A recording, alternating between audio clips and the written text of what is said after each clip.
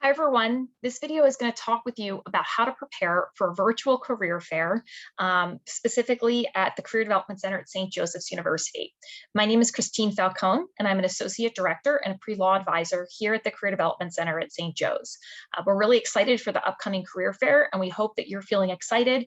And I'm sure you're here today to learn about best practices and to learn how you can prepare for the fair and to really show off your skills and talents to employers to hopefully land an internship or a job opportunity.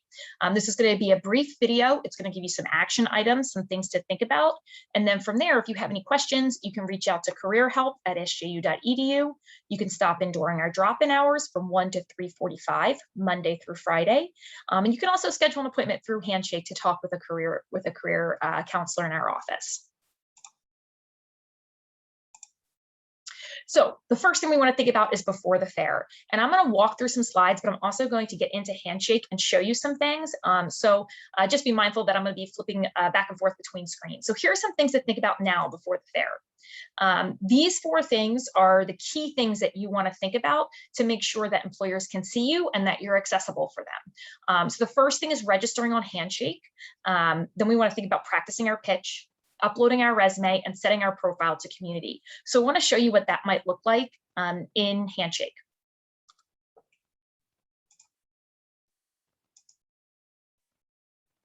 Give me 1 minute. Okay, so here we are in my Handshake profile. And the first thing that we talked about was making sure you were registered for the fair. So the first thing you'll do is go into events. And you can see the fall 2021 virtual career fair is what I'm looking at right now. So I'm going to click here. And the first thing I'm going to do is register. Note that it's asking me to take a quick survey. I'm going to answer these questions. Please make sure you read them thoroughly and you understand what you're agreeing to. And now I'm successfully registered for the fair, which is great. But you are not done yet. Okay, we're registered for the fair, but we still need to schedule slots with employers. So right now we want to look at available sessions. You can see over here on the right, I don't have anything signed. I haven't signed up for anything yet. So here, I'm just going to take our first few employers here so you can kind of see the different options. And Northern Children's Services is offering a group session. So you'll have the option between one-on-one sessions and group sessions.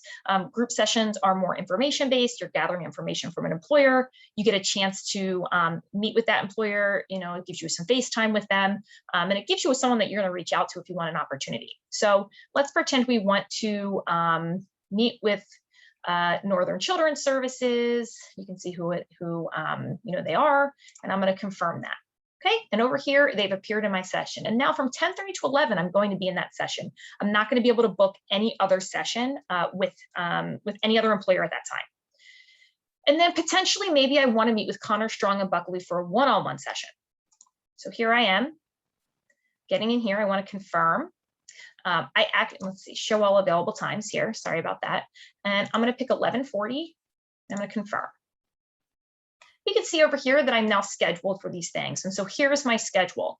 Now, we can talk for a minute about what this might look like, but I just picked a couple of random employers. What you'll really want to do is use some filters to figure out who's here that I'm most interested in, who would I want to talk to. Think about your strategy between group sessions and one-on-one sessions.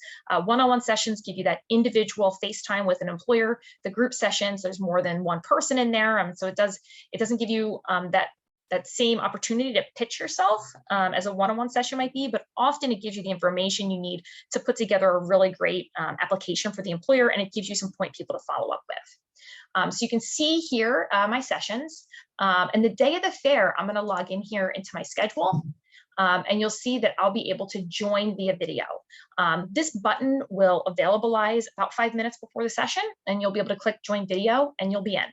Okay, so this is where you'll go for the fair. Now, if we go back to all events for a minute, we go back here to the fall 2021 virtual career fair. I want to make note of this particular link here, which is going to bring you to our website. It's going to bring you here to our website. And if you click info for students, this is going to walk you through things step by step with much more detailed information. And it's a really good resource for the fair, preparing for the fair, for during the fair if you're having issues, and how to keep things going after the fair. So don't forget that this resource is here for you. It's a lot of information, but it's really helpful. The other thing that we noticed that we really want to make sure you're doing is, one, make sure you have a resume uploaded. So you're going to go to My Documents here. You're going to select one from a computer and you'll get that uploaded. It takes 24 to 48 hours for a resume to be reviewed and approved. And resumes are not always approved the first time. So you really want to have an approved resume in the system, because if you talk to an employer and you want to apply for an opportunity and there's a deadline for that opportunity, you want to make sure your documents are ready to go. The other thing that you want to do is set your profile to community. So if I go to my profile here, and you'll note I haven't really filled out my profile. You can see that my profile is visible to employers, students, and alumni. So if that was wrong, I can go to settings here. I'm in my account information, and you can see that I'm set to community. Many times people will set themselves to private as they're building it out, but for the career fair, you need to be set at community in order to register an RSVP for the event. So let me go back to our slideshow now for a minute. And then the other thing that we talk about here is practicing your pitch.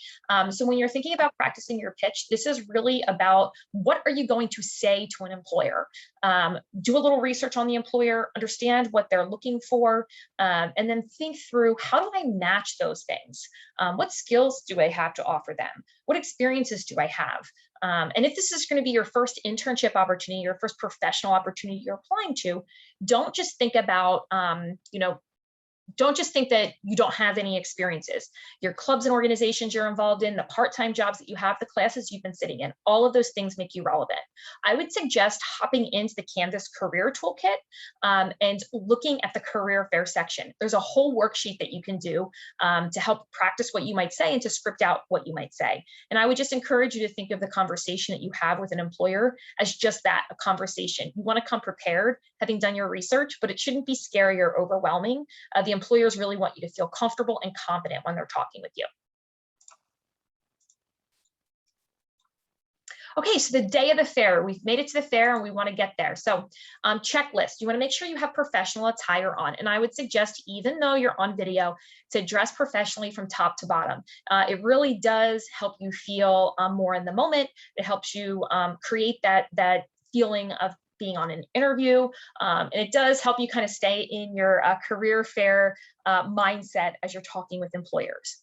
Make sure you have an appropriate or professional looking background. So unlike Zoom, Handshake does not allow you to blur your background or to put up fake backgrounds. So you do really want to think about what's behind you, what employers can see, or their posters or their signs that they can read that might not be appropriate, and make sure you're setting yourself up for success in terms of your background.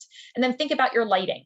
Do you need to have different lighting so there's not shadows, that the employer can see you, etc. Make sure you have your resume in front of you that can really help guide the conversation.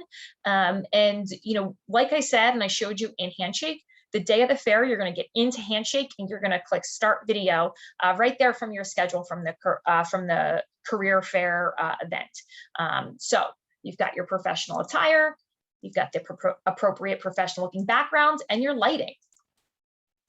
So after those conversations with an employer, what's next? It's not done from there. You have to make sure you follow up. So after you have a conversation with an employer, the next step is really sending a thank you email, thanking them for the conversation that you had today, reiterating some of the things that you talked about within the conversation, attaching your resume, and letting them know that you're going to be applying for opportunities, or you're looking forward to following up with them.